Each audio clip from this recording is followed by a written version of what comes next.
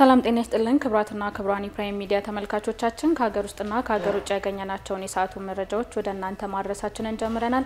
ከመረጃዎቹ ጋር እኔ በጸሎት ጌታቸው ነኝ። አብራችሁን ቆዩ። የውጭ ጉዳይ ሚኒስትሩ ዶክተር ጌዲዮን ጢሞቴዎስ ከፈረንሳይ ፕሬዝዳንት የአፍሪካ ጉዳዮች አማካሪ ጋር ተወያዩ። ሁለቱ ወገኖች በፈረንሳይ ፓሪስ እየተካሄደ ከሚገኘው የኢትዮጵያና አውሮፓ ኢንቨስትመንት ፎረም ጎን ለጎን ባደረጉት ውይይት በሁለትዮሽና ቀጠናዊ ጉዳዮች ዙሪያ መክረዋል። ጠቅላይ ሚኒስትር አብይ አህመድና የፈረንሳይ ፕሬዝዳንት ኢማኑኤል ማክሮን በሰጡት መመሪያ መሰረት የኢንቨስትመንት ፎረሙ መካሄዱ ትልቅ ስኬት መሆኑን አማካሪው ገልጸዋል። ሚኒስትሩ በዚህ ወቅት በቀጠናው ስላሉ ተለዋዋጭ የፖለቲካ ሁኔታዎች በዝርዝር አስረድተዋል። ሁለቱ ሀገራት በፎረሙ የነበራቸው ተሳትፎ የሚበረታታና ግንኙነታቸውን ለማጠናከር እንደሚያግዝ የተገለጸ ሲሆን ፈረንሳይ ለኢትዮጵያ ኢኮኖሚ ማሻሻያና ለበርካታ ፕሮጀክቶች ስታደርገው የነበረው ድጋፍ እንደምትቀጥል በውይይቱ ላይ ተነስቷል። በተጨማሪም የሁለቱን ሀገራት ግንኙነት በተለያዩ ዘርፎች ይበልጥ በማጠናከር ትስስራቸውን ለማስቀጠል መግባባት ላይ ተደርሷል። የዩሪያ ማዳበሪያ ፋብሪካ መገንባት ምርትና ምርታማነትን በማሳደግ የምግብ ሉዓላዊነትን ለማረጋገጥ የሚደረገውን ጥረት እንደሚያግዝ የኢትዮጵያ ግብርና ስራዎች ኮርፖሬሽን ገለጸ። የዩሪያ ማዳበሪያ ፋብሪካ በሀገር ውስጥ መገንባት ዘርፈ ብዙ ጥቅም እንዳለው የኮርፖሬሽኑ ኮሙኒኬሽንና ማህበራዊ ኃላፊነት ስራ አመራር ስራ አስኪያጅ ጋሻው አይችሉህም ገልጸዋል።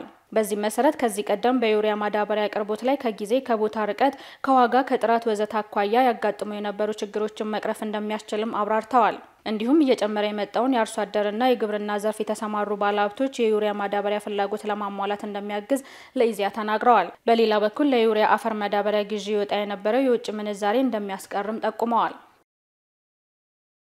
በቀጣይ 25 ቀናት በመኸር ሰብል አብቃይ አካባቢዎች የሚኖረው ያልተጠበቀ ዝናብ ጉዳት ሊያደርስ ስለሚችል የደረሱ ሰብሎችን መሰብሰብ እንደሚያስፈልግ የኢትዮጵያ ሜትሮሎጂ ኢንስቲትዩት አሳሰበ። ኢንስቲትዩቱ የመኸር ሰብል አብቃይ በሆኑ በምስራቅ በሰሜን ምስራቅና ሰሜን ምዕራብ የሀገሪቱ አካባቢዎች ሊኖር የሚችለው ከቀላል እስከ መካከለኛ መጠን ያለው ወቅቱን ያልጠበቀ ዝናብ በደረሱና በመሰብሰብ ላይ በሚገኙ እንደ ሰሊጥ፣ ጤፍ፣ ገብስ፣ አጃና ስንዴ እንዲሁም ቀድመው በሚደርሱ እንደ በቆሎና ማሽላ የመሳሰሉት የረጅም ጊዜ ሰብሎች ላይ ጉዳት ሊያደርስ ይችላል። በዚህም አርሶ አደሮችና የሚመለከታቸው አካላት የሚኖሩትን ደረቅ ቀናት በመጠቀም የደረሱ ሰብሎችን በወቅቱ መሰብሰብ ይጠበቅባቸዋል። በተጨማሪም አልፎ አልፎ በመካከለኛው ሰሜን ምስራቅና ደቡብ ደጋማ ቦታዎች ላይ የሌሊቱና የማለዳው ቅዝቃዜ በሰብሎችና በመስኖ በሚበቅሉ አዝርቶች ላይ ጉዳት እንዳያደርስ ቅድመ ጥንቃቄ ማድረግ ያስፈልጋል ተብሏል። ክቡራን ተመልካቾቻችን የተከታተላችሁ ያላችሁት የሰዓቱ መረጃዎቻችን ነው። አሁን ደግሞ ከሀገር ውጭ ወዳገኘናቸው መረጃዎች እናልፋለን። አብራችሁን ቆዩ።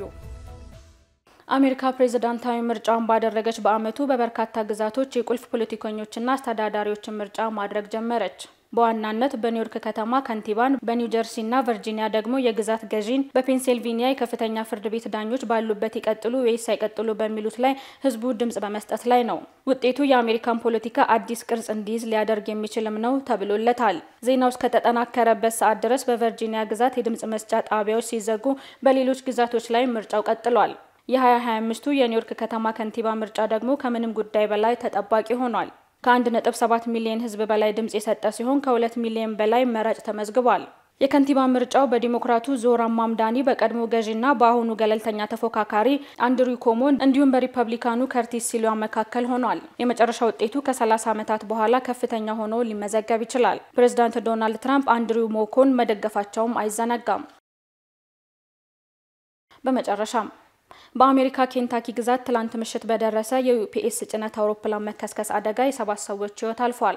የጭነት አውሮፕላኑ ከሉዊስቪል መሐመድ አሊ ዓለም አቀፍ አውሮፕላን ማረፊያ መብረር በጀመረ ጥቂት ደቂቃዎች ውስጥ መከስከሱ ተመላክቷል። የኬንታኪ ግዛት አስተዳዳሪ አንዲ ቤሽር የጭነት አውሮፕላኑ ከተነሳ በኋላ ብዙም ሳይቆይ የመፈንዳት አደጋ እንዳጋጠመው አስረድተዋል። በተከሰተው አደጋም እስካሁን የ7 ሰዎች ህይወት ያለፈ ሲሆን 11 ሰዎች ላይ ደግሞ ከባድ ጉዳት መድረሱን አመላክተዋል። የሟቾች ቁጥር ሊያሻቅብ እንደሚችል ጠቁመው የአደጋውን መንስኤ ለማወቅ ምርመራ እየተካሄደ ይገኛል ነው ያሉት።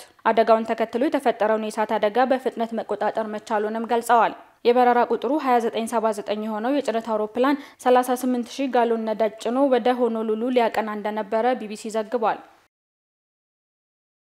ክቡራን ተመልካቾቻችን የሰዓቱ መረጃዎቻችን ይህን ይመስሉ ነበር። ስለተከታተላችሁን እጅግ እናመሰግናለን። ቀሪ ፕራይም ሚዲያ ፕሮግራሞች ይቀጥላሉ። እስከዚያው መልካም ቆይታ